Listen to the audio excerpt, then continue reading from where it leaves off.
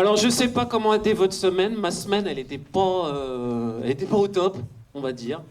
Et ça nous arrive, n'est-ce pas, de venir au culte et puis on se dit, punaise, ma semaine, elle était un peu pourrie.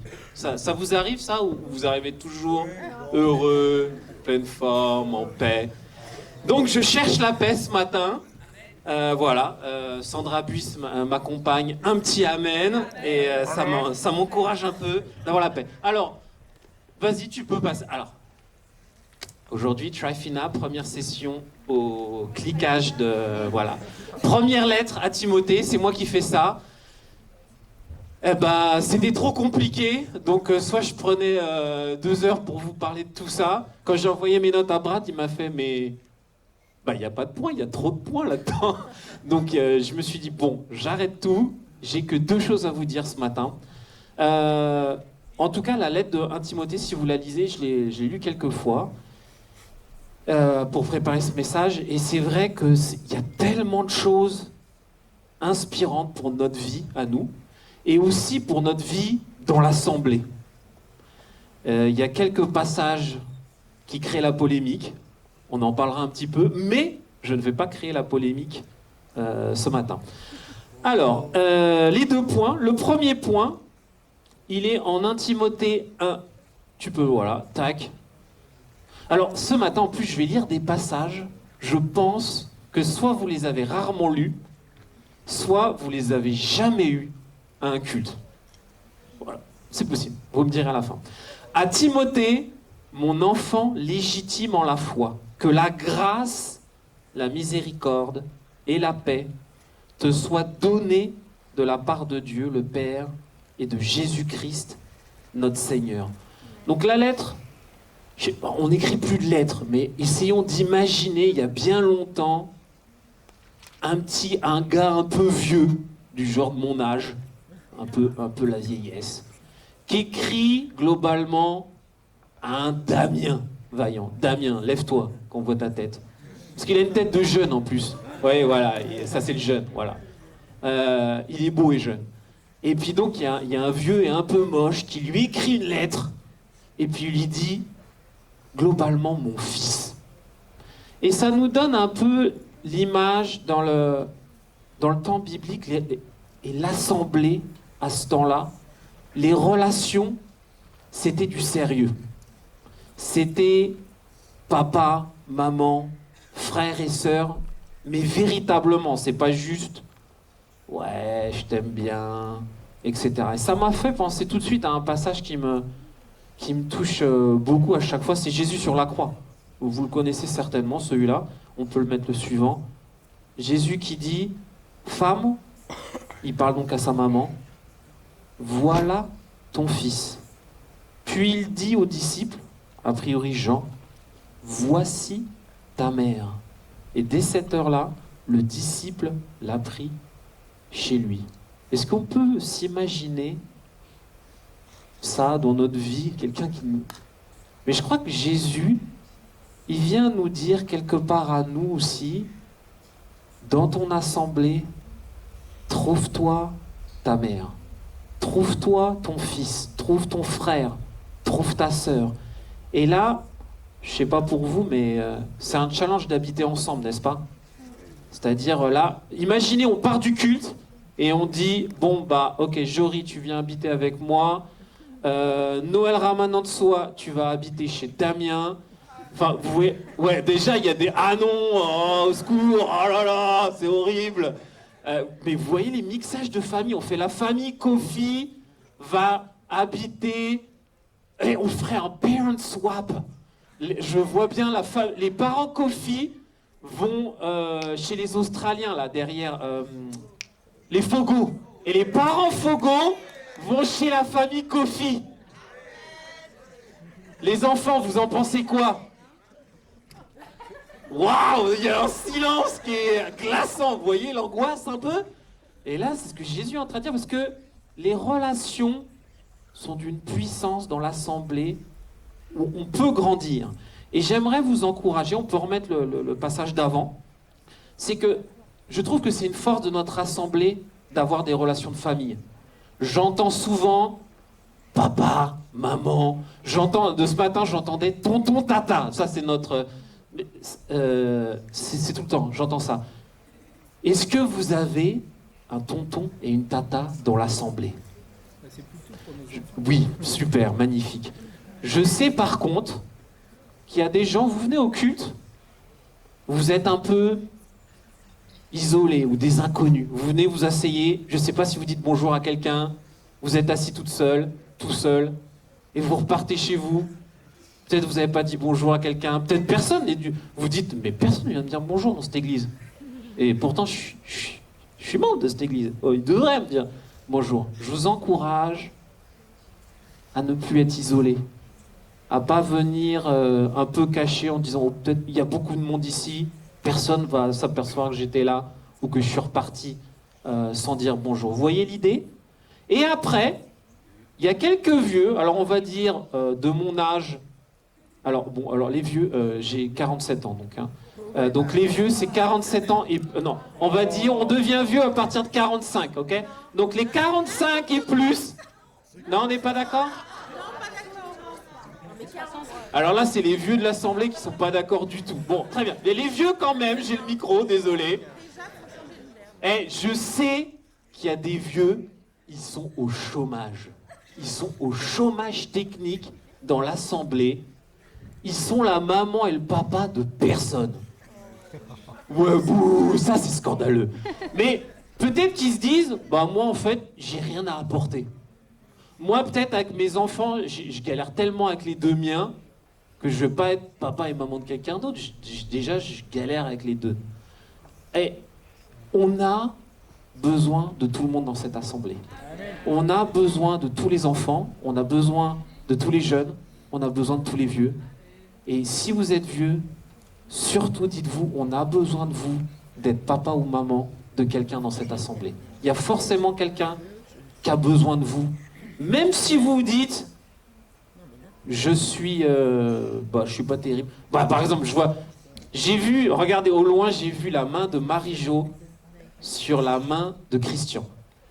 Christian, lève-toi s'il te plaît frère. Lève-toi frère.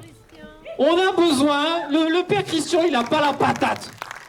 Mais il y a un jeune ici qui a besoin de Christian.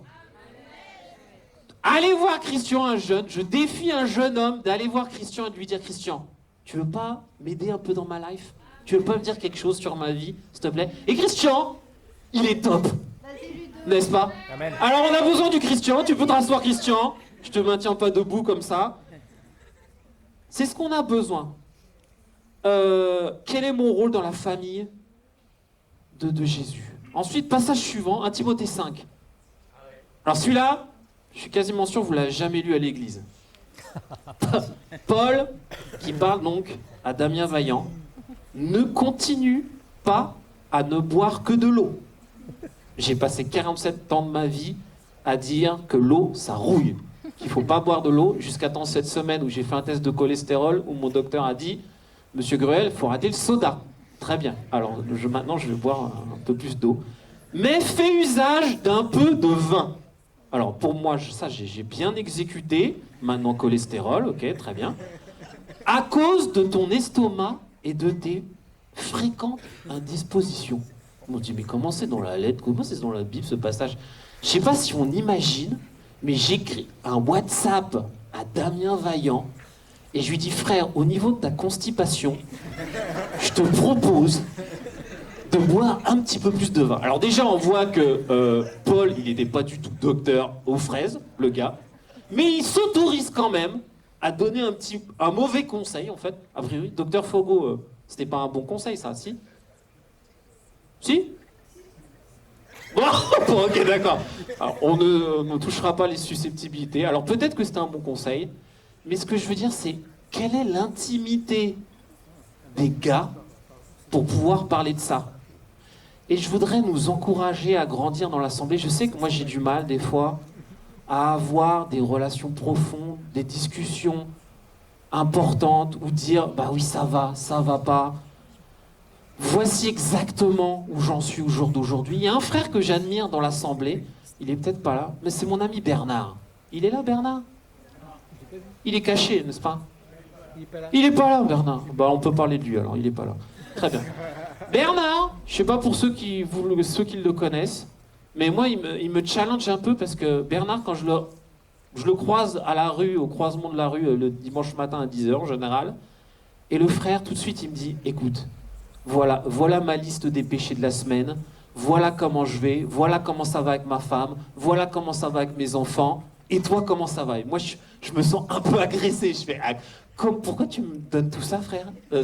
C'est trop. Je crois qu'on peut grandir de juste être réel, de se présenter comme nous sommes. Et ça va si on va pas bien. Ça va si on a péché ce matin en venant à l'église. On peut alors être encouragé et grandir dans l'intimité, dans nos relations, pour s'aider les uns les autres. Est-ce qu'on est prêt à grandir dans l'intimité entre nous, frères et sœurs? Ouais?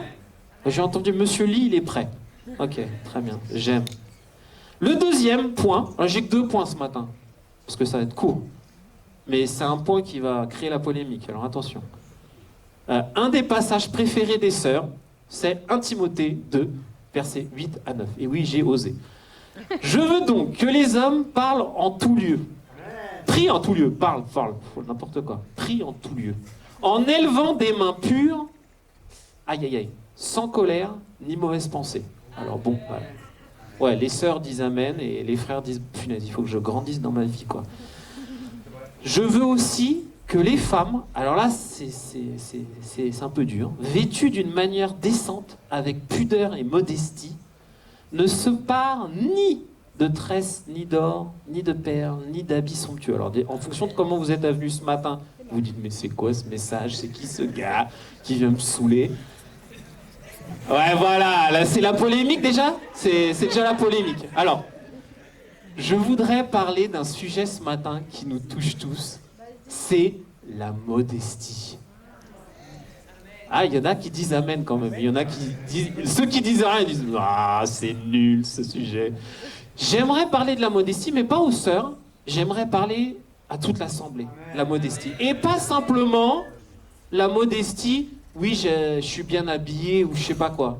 La modestie, a priori, c'est bien plus large que s'habiller d'une certaine façon ou mesurer les centimètres de notre robe ou si on voit notre slip derrière notre pantalon. N'est-ce pas les frères jeunes là-bas? Vous êtes d'accord? On en a marre de voir Calvin Klein derrière.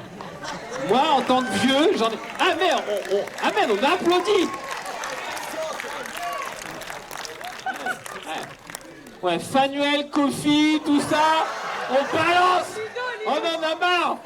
Ok, bon, Jory me dit qu'il faut que je me calme. Ok, très bien. Ok, bon. Alors, la modestie, c'est plus large que les habits, n'est-ce pas? Fanuel, je te demande pardon, mon frère. Mais c'est dans notre cœur, la modestie. Est-ce qu'on est modeste dans notre comportement?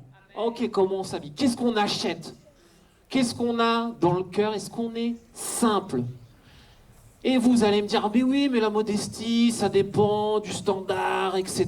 Machin. C'est vrai, c'est une question de standard. Alors ça rejoint le premier point. Jésus est l'homme le plus modeste de toute l'histoire. Et on dit, on suit Jésus, donc suivons Jésus. Lui, c'est sûr, c'est le plus modeste. Deuxièmement, c'est quand la dernière fois que vous avez été voir votre famille où on a une relation intime ensemble et vous avez dit, qu'est-ce que tu penses de ma modestie en général, frère, sœur? Bon, moi, ça ne m'est jamais arrivé en l'occurrence. Donc, c'est peut-être une bonne discussion. J'ai acheté le iPhone, j'ai fait 2 heures de queue au Apple Store et j'ai acheté le nouveau iPro 17 Max XL G. Et, frère, tu en penses quoi? Est-ce que c'est modeste, ça? Ah, l'angoisse, n'est-ce pas? Parce qu'il y en a peut-être qui ont fait 2 heures de queue cette semaine pour aller chercher l'iPro 17, ils se disent, Ludo, tu juges. Ok, très bien. Mais vous voyez l'idée de est-ce que je demande un peu à mes amis autour de moi, qu'est-ce que tu penses de ça? Au lieu de juste de dire, ah mais non, mais vous parlez de la modestie, c'est nul. Moi, je m'habille comme je veux, j'achète ce que je veux, et je fais ce que je veux de ma vie de toute façon. C'est ma vie à moi. Non, c'est la vie de vos frères et sœurs, en fait. Jésus, il dit, Jean, prends ma mère comme ta mère. Il n'est pas en train de dire, bon, Jean, fais ce que tu veux, balance Marie, on n'a rien à faire de Marie, c'est pas grave. Non, on est dans une famille ensemble, grandissons dans notre simplicité. Alors ce matin, il y a ma femme qui m'a fait... Elle ne savait pas le sujet de mon message. Je crois qu'elle était sur Facebook Market, vous voyez le truc de base. Et elle me dit, est-ce que il y a une Porsche Cayenne à 13 000 € ou une Fiat Panda à 2500. Tu veux laquelle? Moi, je me dis, moi, je suis comme Dauphiné. Moi, je veux la Cayenne, quoi. Amène la Porsche Cayenne direct. On y va. Puis après, je me suis dit, mince, je vais au culte avec une Renault Scénic de 2006, la honte. Mais honnêtement, je lutte un petit peu des fois quand je vois une belle voiture ou quelqu'un vient dans ma maison puis il vient avec une belle voiture. Je me dis, qu'est-ce que j'aimerais bien avoir un beau truc de beau gosse pour me la raconter un petit peu, vous voyez l'idée? Alors j'ai quelques exemples, bon j'espère que ça va pas créer polémique, mais tu peux mettre... alors on a Ludo qui s'exerce à la modestie. Voilà, donc on a Ludo à Dubaï qui s'est acheté une petite Porsche, je sais pas quoi, là, je sais pas ce que c'est comme voiture, mais bon, ça c'est moi en vacances. Photo suivante. Voilà. Là, c'est Ludo qui poste sur Instagram qu'il est en train de faire de la muscu. C'est très important que tout le monde soit au courant que je suis quand même énorme comme frère. Photo suivante. Ok, très bien, voilà. Ludo en soirée, BG. Là, je fais style que genre, on m'a offert gratuitement du champagne alors qu'en fait j'ai taxé juste avant. Mais je fais semblant. Vous voyez, c'est important quand même que vous comprenez bien que je suis un BG, que j'appartiens à la haute partie de la société. Photo suivante. Là, voilà, c'est Ludo en train d'essayer de faire défiler de mode parce que il faut quand même qu'on vienne au culte et voir les frères et sœurs avec un certain style. On vient pas dans la simplicité. On vient, j'essaie de prouver un point, que le rose me va très bien. Photo suivante, il y en a une autre. Et ça, c'est ma nouvelle photo de profil. Là, je suis dans mon appartement à Dubaï. Il y a un feu d'artifice derrière, je sais pas ce qui se passe. Il y a une petite bouteille de Sky sur la table. On est prêt pour la soirée, j'invite tout le monde. Rendez-vous samedi soir à 19h. Ok. Vous voyez l'idée du truc? Mais ça, tout le monde rigole parce qu'on trouve ça évidemment pas modeste, mais tout le monde lutte avec le fait de se dire, moi j'aimerais bien quand même apparaître là. Jésus, lui, il est tout en bas, mais nous, en tant que disciples de Jésus, on voudrait être des BG, quoi. Se dire, moi, voilà. Puis en fait, toutes ces photos-là, c'est du gros mitonnage, en fait. Ouais, bon, voilà, vous avez compris, mais vous le savez. Et après, on poste des trucs où on se dit, mais pourquoi je poste ça? En 2020, on a déménagé aux États-Unis, puis c'était une période où poster des choses politiques aux États-Unis, poster des trucs sur BLM et d'autres choses. Donc un frère m'a dit, écoute, on t'embauche à l'église, mais s'il te plaît, poste pas grand-chose sur ton Facebook, ton Instagram, machin. Et puis je me suis dit, ok, je postais une fois par semaine, hein, à peu près, avant 2020. Et puis je me suis dit, maintenant la question que je vais me poser, c'est à quoi ça sert ou pourquoi je poste ce truc-là. Ok? Qu'est-ce qui s'est passé en fait? Après se poser ces deux questions, j'ai pu poster depuis. Ça fait 5 ans que j'ai plus rien posté. Donc, vous voyez en fait que la plupart de nos posts ne servent à rien, si ce n'est se mettre en valeur. Si ce n'est se dire, mais moi je suis quand même, j'ai un petit peu d'orgueil au fond de mon cœur et il faut quand même que les autres me valorisent, disent t'es super. Et puis après, vous savez aussi les commentaires. Ouais, t'es beau. Ouais, t'es machin. Ouais, t'es super. Ouais, bien joué la muscu. En fait, le frère, il ment. Il a même pas été à la muscu, le frère. Il faut qu'on grandisse de juste se dire j'en ai rien à faire de la vie des autres et j'ai envie de grandir dans ma modestie, dans ma simplicité et changer un petit peu de vie. Et je voulais vous conseiller quelque chose que j'essaie de m'appliquer à moi-même qui est difficile. C'est pourquoi j'ai le désir au fond de mon cœur d'apparaître quelque chose. Parce qu'en fait, si Je pense que si on avait une relation forte, quand on a une relation forte avec Jésus, avec le Créateur, celui qui nous a créés, celui qui vous a fait exactement comme vous êtes, on n'a pas besoin de prouver quelque chose. Parce qu'on est accroché à notre Dieu, on a nos yeux fixés sur Jésus, un homme simple, un campagnard de Galilée, qui était Dieu, qui n'avait rien.